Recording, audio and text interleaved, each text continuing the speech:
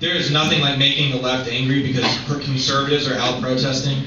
Again, it's sort of like, where did these guys come from? I mean, they really exist, and now they're on the streets? What is going on? By the way, the Tea Party thing, which I'll talk about a little bit as we go through, but it's kind of a funny story. Basically, FreedomWorks is already asking people to take to the streets before the stimulus passed.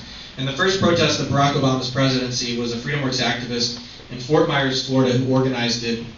And they had about a dozen people out, and they did that, and they got on Fox News, and it was great.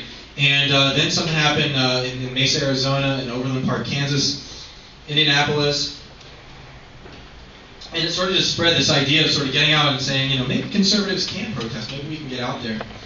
And that was sort of going on in the backdrop, and then Rick Santelli, of course, from CNBC made his statement, President Obama, are you listening? This is America. These people, they don't want to pay for other people's mortgages, and and of course that was written off as that's just the traders in Chicago or whatever.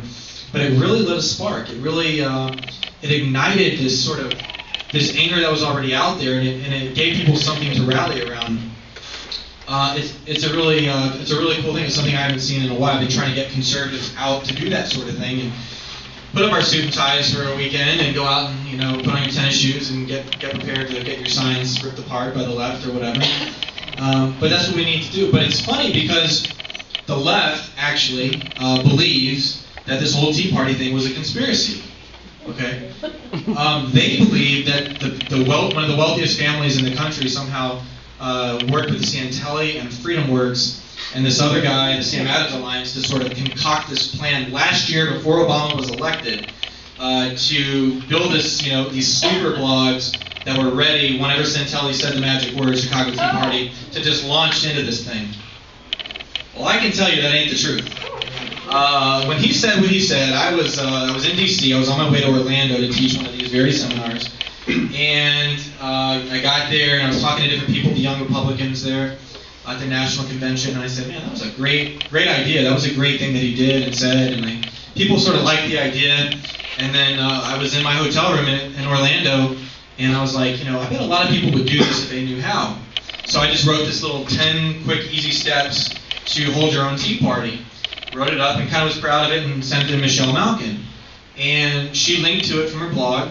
And then Instapundit, Glenn Reynolds, I believe, linked over to it as well that night. And my website, just this rinky-dink little blog, it's not Thunderpig, I assure you. And couldn't handle the bandwidth and got shut down. I had to call my web guy, who's just a friend, and said, hey, can you help me out a little bit here? And so he increased the bandwidth, and we were able to have more people come on, and it blew away all of my readership before. So a lot of people were checking it out, and I said, that's interesting. We had these protests already, and a lot of people are checking this out, and I think they want to do this. This could be big, and Malkin kept sort of promoting this idea, like, let's do a Tea Party, let's do them in every city that we can, and other groups started to get on board. We formed a coalition of organizations, and we helped them. We helped them in D.C., we helped them in Sacramento and Lansing. I heard there was one in Boone, one in Asheville. I don't know if anyone was here. Okay, and they were all over the place, and that was just the beginning. Well, we did that, and so all these lefty blogs were saying this was a conspiracy. We had billions of dollars to do this. If we did, my bank account number, I will send that to whoever has that information. I can do that. I'll take a check or a cashier's check or cash.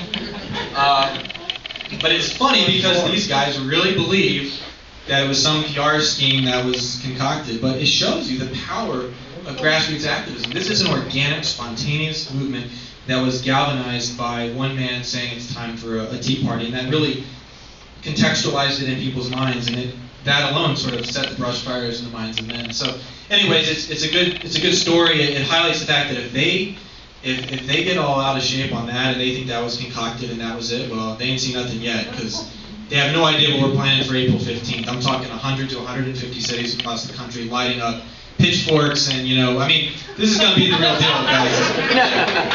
So, we will have one in this town. Yes, sir. And take care of your town. Take care of your county, your community, and we'll take care of D.C. for you. And got stuff going on in Philly, Independence Hall. It was beautiful. It was a beautiful thing to see people out talking about liberty and the Constitution at